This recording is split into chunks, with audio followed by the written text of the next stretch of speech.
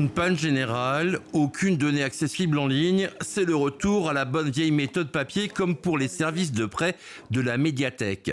La cyberattaque de 2023 a bloqué tout le réseau du Grand Angoulême et une partie de celui de la ville. Il a fallu prendre son temps pour ne commettre aucune erreur. Il y a des exemples comme ça de collectivités qui ont voulu redémarrer en 3 jours et cette fois ils ont tout cassé. Donc un moment d'observation, on regarde ce qui s'est passé.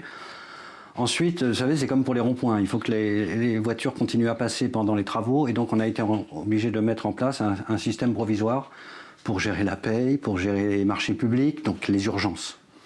Et pendant ce temps-là, eh bien, on pensait au système futur qu'on allait installer. Depuis cette expérience, des mesures ont été prises. Une meilleure surveillance, des accès vérifiés 2 fois ou plus et surtout, un réseau segmenté. Les postes de travail, les serveurs, les équipements plus mobiles, périphériques, tout ça est bien segmenté.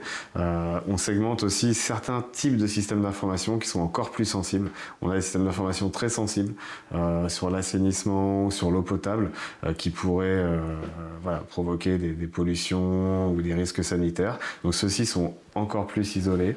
Pour les salariés utilisateurs, des formations, des rappels en ligne expliquent les bonnes pratiques à suivre avec des réflexes à adopter. D'être assez vigilant, de ne pas ouvrir des mails, par exemple, dont on ne connaît pas la provenance, d'être vigilant là-dessus, de faire très attention, enfin plus attention en tout cas.